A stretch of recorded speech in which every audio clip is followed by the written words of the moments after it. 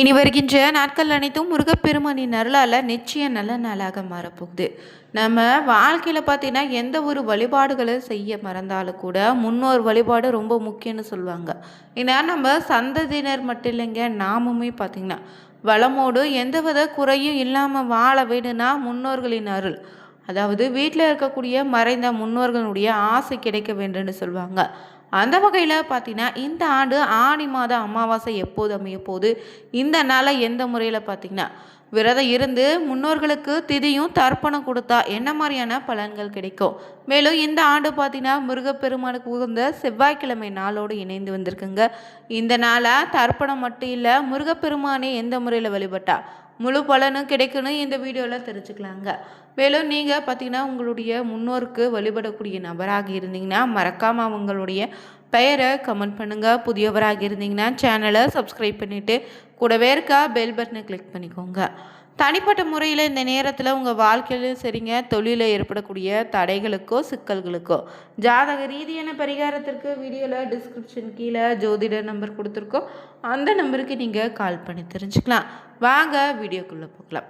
ஒவ்வொரு அமாவாசையும் ஒவ்வொரு சிறப்புங்க. அந்த வகையில் 2026ஆம் ஆண்டினுடைய ஆணி மாத அமாவாசை வரக்கூடிய ஜூலை 14ஆம் தேதி செவ்வாய்க்கிழமை அமையிருக்கு. இந்த நாள் பார்த்தீங்கன்னா பித்ருகளுக்கு தர்ப்பணமும் திதியும் கொடுக்க ரொம்பவே சிறப்பான நாளாக இருக்க போகுது. நீங்கள் தர்ப்பணம் கொடுப்பதாக இருந்தீங்கன்னா காலை 6 மணி முதல் மதியம் 12 மணிக்குள்ள, அதாவது ராகு கால யமகண்டம் தவிர்த்து முன்னோர்களுக்கு தர்ப்பணம் கொடுப்பது ரொம்ப நல்லது. இந்த அமாவாசை நாளும் செவ்வாய்க்கிழமையோடு இணைந்து வந்திருப்பதால் முருகப்பெருமான் அனுமதி வழிபட்டுவது ரொம்ப நல்லதுங்க. அது மட்டும் இல்லைங்க, இந்த ஆணி அமாவாசை பார்த்திங்கன்னா பொதுவாகவே இந்த ஆணி மாதம் சூரியன் மிதுன ராசியில் பிரவேசிக்கக்கூடிய மாதம் தான் ஆணி மாதம்னு சொல்லுவாங்க. அந்த வகையில் நாளை பார்த்திங்கன்னா வரக்கூடிய செவ்வாய்க்கிழமை நாளே ஆணி மாதம் அமாவாசை அமைய இருக்கு. ஆணி மாதம் இறை வழிபாடு மேற்கொள்ளக்கூடிய சிறப்பான ஒரு மாதங்க. இந்த ஆணி மாதத்தில் வரக்கூடிய அமாவாசையில் தர்ப்பணம் தந்து உங்களுடைய முன்னோரை நீங்கள் வழிபட்டாலே உங்கள் குடும்பத்தில் சுபிட்சம் உண்டாகும். திருமணம் காலதாமதமாகக்கூடிய நபர்களுக்கு விரைவில் நிச்சயம் திருமணம் கைகூடும். வீண் பண விரயங்கள் ஏற்படுவது நீங்கள் வெளிநாடு செல்லக்கூடிய முயற்சிகள் உங்களுக்கு வெற்றியாக மாறும். காரிய தடைகள் அனைத்தும் நிச்சயம் நீங்குங்க. அதே போல் இந்த இறை வழிபாடு மேற்கொள்ளக்கூடிய மாதமாக இருப்பதால் இந்த அமாவாசை தினத்தில் பார்த்திங்கன்னா வழிபடுவது ரொம்ப சிறப்பான பலனை தருங்க. இந்த நாளில் சாதாரணமாக அமாவாசையானது அனுஷம் விஷாகம் சுவாதி நட்சத்திரங்களில் வருமானா அப்போது செய்யக்கூடிய சீராத்தா ஒரு வருடத்துக்குரிய திருப்பத்தியை தரும்னு சொல்லுவாங்க. திருவாதிரை புனர்பூசம் பூச நட்சத்திரத்தில் வரக்கூடிய அமாவாசை செய்யக்கூடிய பிது தர்ப்பணம் 12 ஆண்டுகள் பித்ருக்களுக்கு திருப்தியை ஏற்படுத்துன்னு சொல்லுவாங்க. இந்த ஆணி அமாவாசை நாளில் காலையில் எழுந்து குளிச்சுட்டு உங்கள் ஊரில் இருக்கக்கூடிய ஆற்றங்கரையில் வேதியர்களை கொண்டு மறைந்த உங்கள் முன்னோர்களை உறவினர்களை திதி தர்ப்பணம் தாங்க. வீட்டு பூஜை அறையை சுத்தம் செய்து தீபமேற்று வழிபடுங்க. பிறகு வீட்டில் இருக்கக்கூடிய மறைந்த முன்னோர்களின் படத்துக்கு பூக்கள் வைத்து தூபங்கள் கொளுத்தி வழிபடலாம். இந்த அமாவாசை தினத்தில் திருஷ்டி பூசணிக்காய் இல்லைன்னா எலுமிச்சை பழம் வாங்கி அதன் மீது கற்பூரம் கொளுத்தி உங்கள் தொழில் வியாபார இடங்களை திருஷ்டி கழித்து அதற்குரிய பூசணிக்காயை உடைத்து எலுமிச்சை பழத்தை வெட்டி 4 திசைகளிலும் வீசி திருஷ்டி கழித்திட ரொம்ப நல்லது. சந்தர்ப்ப சூழ்நிலை காரணமாக இந்த அமாவாசை திதி தர்ப்பணம் தர முடியாதவங்க இந்த நாளில் உங்கள் வீட்டிலேயே முன்னோர்களை வழிபட்டு கருப்பும் வெள்ளை எள் கலந்த சாதத்தை காகத்துக்கு உணவாக வைத்தாலே முன்னோர்களுக்கு திதியளித்த முழு பலனும் கிடைக்குங்க. பொதுவாக இந்த ஆணி மாத அமாவாசை ரொம்பவே சிறப்பான ஒரு நாள்னு சொல்லலாம். அந்த வகையில் வருடத்தில் பார்த்திங்கன்னா மொத்தம் 96 தர்ப்பணங்கள் இருப்பதாகவும், தமிழ் வருட பிறப்பு சூரிய கிரகணம் அமாவாசை மகாலய அமாவாசை உட்பட 96 தர்ப்பணங்களை சிறப்பான பலன்களை தரும்னு சொல்லலாம். அந்த வகையில் இந்த ஆணி மாத அமாவாசை ரொம்பவே சிறப்புங்க. இந்த நாள் பார்த்திங்கன்னா செவ்வாய்க்கிழமை நாளில் அமாவாசையாக அமைந்திருக்கு. இந்த நாளாகவே பார்த்திங்கன்னா இந்த பூமியில் உள்ள உயிர்களிலேயே ரொம்ப உயர்ந்த பிறவினாய் மனித பிறவின்னு சொல்லுவாங்க. மனித வாழ்க்கையில் ஏற்படக்கூடிய அனைத்து நிகழ்வுகளுக்கும் 9வது பாவம்னு சொல்லக்கூடிய பாக்கிய ஸ்தானமே தீர்மானம் செய்யுதுங்க. இந்த ஸ்தானம் வலிமையை பெற்றாலே சாதிக்க பிறந்தவங்களாக இருப்பாங்களாம். பாக்கியஸ்தானத்தை வலிமைப்படுத்த இந்த பிரபஞ்சம் நமக்கு கொடுத்த 2 கொடைகளில் ஒன்று பித்ருக்களுக்கு பூஜை செய்வதுங்க, இன்னொன்று குலதெய்வ வழிபாடு. இந்த அமாவாசை என்று குலதெய்வ வழிபாடோ பித்ரு பூஜையும் சிறப்பான பலனை ஏற்படுத்தி தரும். பித்ருக்கள்னு பார்த்தீங்கன்னா, நம்ம குடும்பத்தில வாழ்ந்து மறைந்த முன்னோர்கள் தாங்க.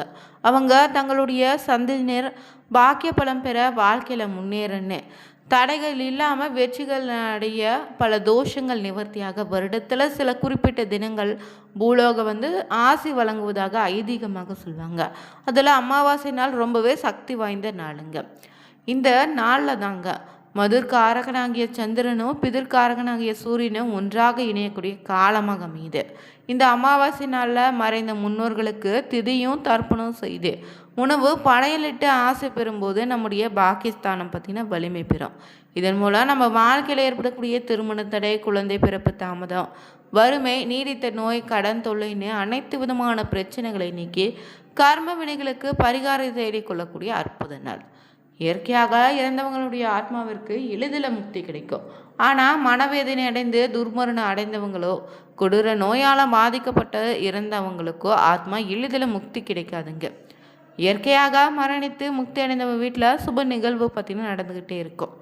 அகால மரணம் அடைந்த ஆத்மா முக்தி அடையும் வரை அந்த வீட்டில் பார்த்திங்கன்னா மன வருத்தம், சின்ன சண்டைகள், குடும்பத்துக்குள்ளே பார்த்திங்கன்னா பிரச்சனையாக இருந்துகிட்ருக்கும்.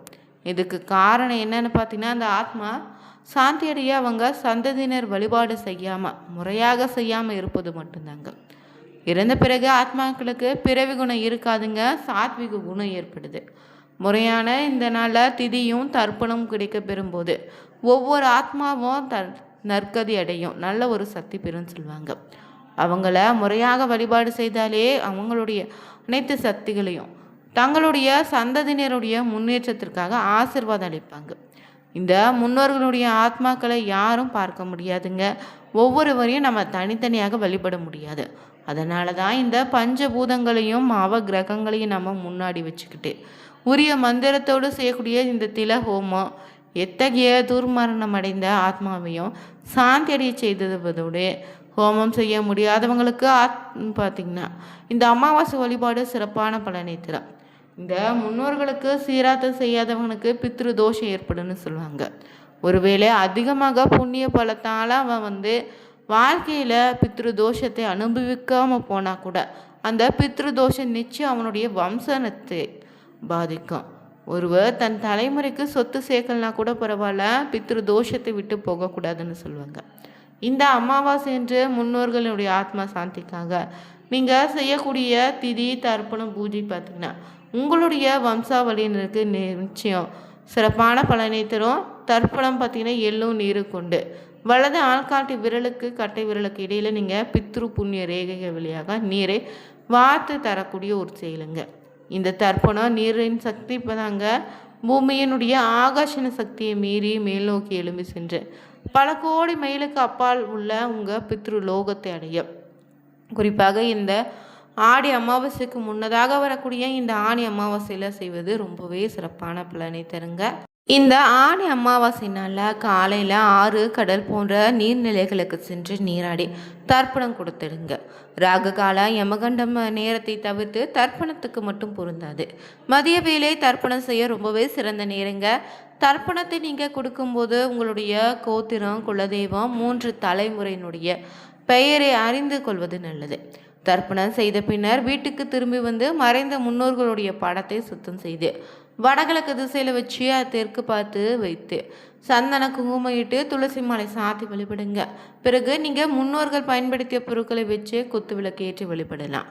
முன்னோர்களுக்கு பிடித்தமான இனிப்பு, காரம், பல வகைகளை படைத்து வழிபடுங்க. தலைவாழை இலை படையல் போட்டு வணங்கிடுங்க. கோதுமை தவிடு, அகத்திக்கரை போன்றவை பசுவிற்கு இந்த நாளில் தானமாக கொடுப்பது நல்லது. பித்ருக்களுக்கு தர்ப்பணம் செய்து முடிக்கும் வரை வீட்டில் இருக்கக்கூடிய தெய்வ சம்பந்தமான பூஜைகளை இந்த நேரத்தில் ஒத்திவைத்துட்டு பித்ருக்களுக்கு தர்ப்பணம் செய்து முடித்த பின்னர் தினசரி நீங்கள் செய்ய வேண்டிய பூஜைகளை செய்யலாம். அமாவாசை தினங்களில் மாமிசம் மட்டும் சாப்பிடாதீங்க. வெங்காயம், பூண்டு ஆகியவற்றை தவிர்த்து சாப்பிடுவது நல்லது. தர்ப்பணம் செய்யும்போது கருப்பு எல்லை மற்றவங்களிடம் தானமாக கடனாகவோ வாங்கக்கூடாது. தர்ப்பணத்தை எப்போதும் கிழக்கு முகமாக பார்த்தபடி தாங்க கொடுக்கணும். நீங்களும் அமாவாசை என்று பார்த்திங்கன்னா அதிகாலை எழுந்து நீராடி அருகில் இருக்கக்கூடிய பார்த்திங்கன்னா கோவிலுக்கு சென்று வழிபடுங்க. இல்லை நீர்நிலைகளுக்கு சென்று வழிபட்ட பிறகு மதியம் 12 மணிக்குள்ளே உங்களுடைய முன்னோர்களுக்கு கொடுக்கக்கூடிய தர்ப்பணம் திதியை கொடுத்துட்டு மாலை நேரத்தில் வீட்டு பூஜை அறையில் பார்த்திங்கன்னா தீபம் ஏற்றி வழிபடுங்க. நிச்சயம் நல்ல மாற்றம் உண்டாகும். இந்த வீடியோ பதிவு பிடிச்சிருந்தா லைக் பண்ணுங்கள், ஷேர் பண்ணுங்கள், கமெண்ட் பண்ணுங்கள். சேனலை சப்ஸ்கிரைப் பண்ணிக்கோங்க. Thank you viewers.